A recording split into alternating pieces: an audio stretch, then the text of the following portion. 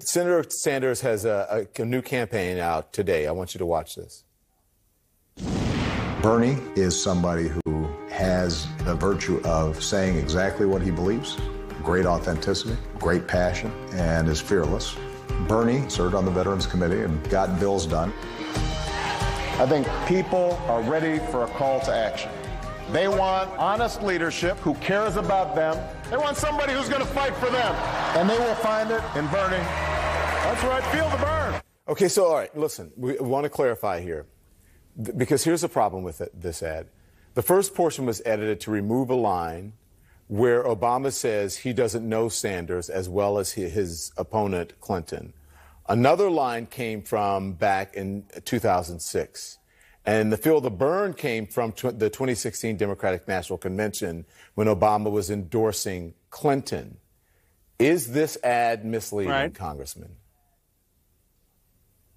There is no implication in any way that President Obama has endorsed Senator Sanders. What President Obama has said in the past is that he respects the grassroots energy that Senator Sanders has brought, and he respects a lot of the progressive contributions. And this ad is intended to convey Senator Sanders' his respect for President Obama and everything that he achieved.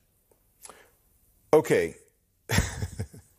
Now, okay, Congressman, I want to be fair to you, yes, because I watched the ad and I watched the three separate entities that it came from.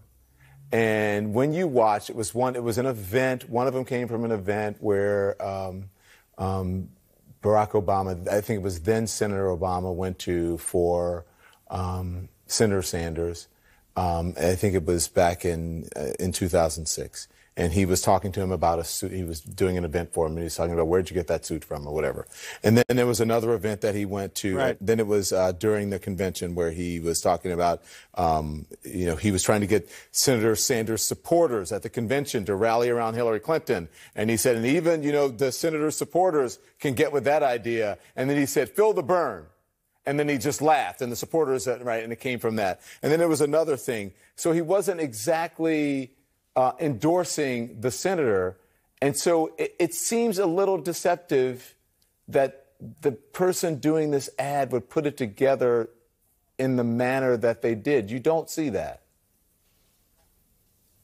Well, Don, look, I worked for President Obama. I worked on his first campaign in 1996. I worked in his administration. I wish there was tape of the president saying something nice about me. He never has. But every candidate running for president, as you know, has taken footage of the president saying something nice about them. Fair enough. Bloomberg You're right. has done that. Warren has done that. Biden has done Right. that. So there's no one thinks that Barack Obama has endorsed Bernie Sanders. What we want to show is that we're very, very proud of President Obama's accomplishments, and that we want to affiliate and build on his legacy. Okay.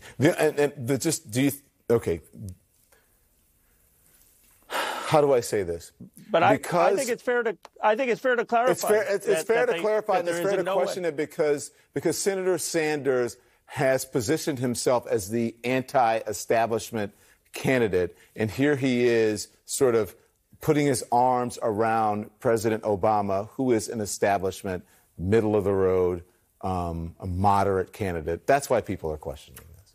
Well, I don't know, Don, if I would say that. I mean, like I said, I worked for President Obama. President Obama is my role model, and I would argue that President Obama was a totally transformative change agent. I mean, he was against the war in Iraq. He was the progressive when he ran against Hillary Clinton. He was the first leader of color, not just in the United States, but in the Western world. So I think what Bernie Sanders is doing is acknowledging the transformational campaign that President Obama ran. And President Obama recently said that he understands that 2020 is different than 2008. And I think he would want those of us who worked for him and others to push in an even more progressive direction. But that's my sense. I mean, I can't say enough about how much of a transformational figure Obama was. All right, fair enough, fair enough. When people run for president, especially in the primary, and they have a popular former president of recent memory that they have some kind of attachment to as far as working with and, just being of the same era, oftentimes they run commercials where they tout that person's words about them. Bloomberg did this, Biden did this, Warren did this, and now Sanders has.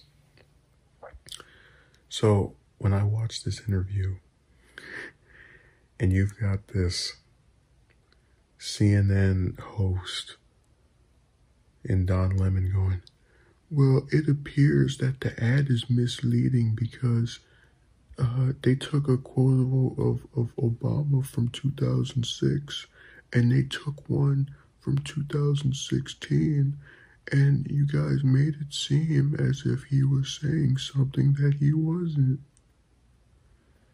When that was... This is what pisses me off.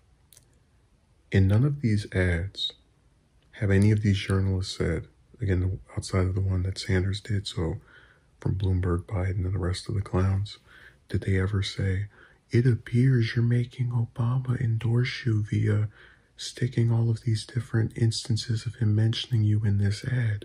They never said that. But when Sanders does it, this appears to be misleading. And listen, part of running in a primary, again, is basically, for lack of a more wanting term, doing to the behind of the most recent president from that party.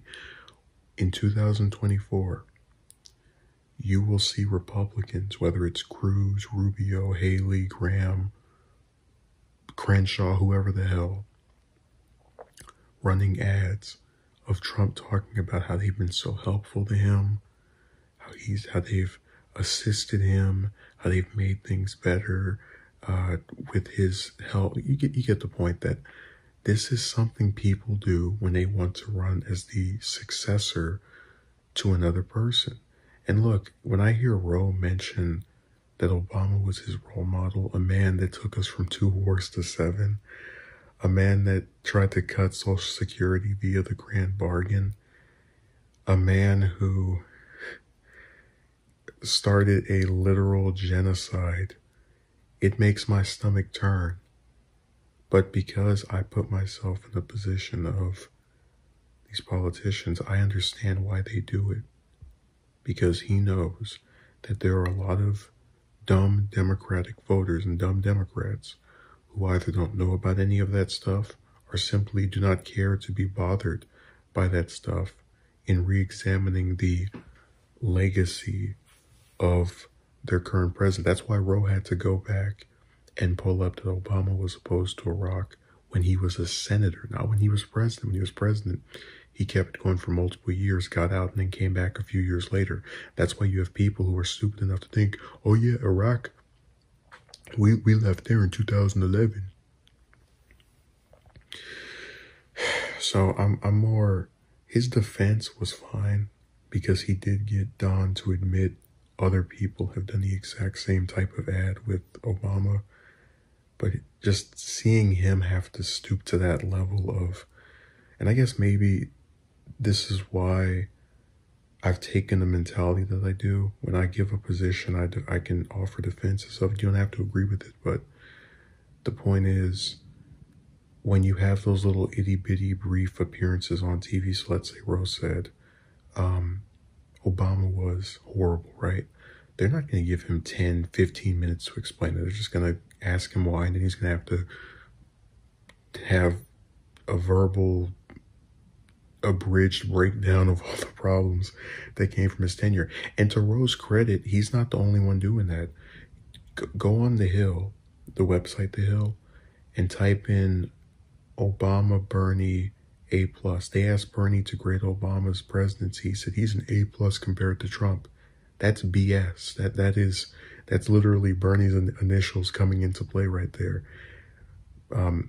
Because I think both of them are awful. But the point I'm making is both Sanders and Roe have unfortunately had to start invoking Obama because of his, in my opinion, unearned popularity.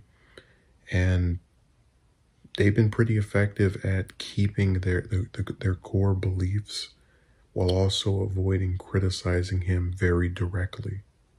And it's a really sad game. I would love if Roe and Bernie could go on TV and say, hey, look, I don't think he was as good as he could have been.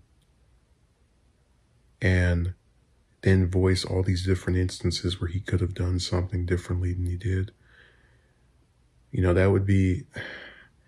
that's a level of political courage I don't think I'm going to see certainly in this primary, maybe in 10 or 20 years.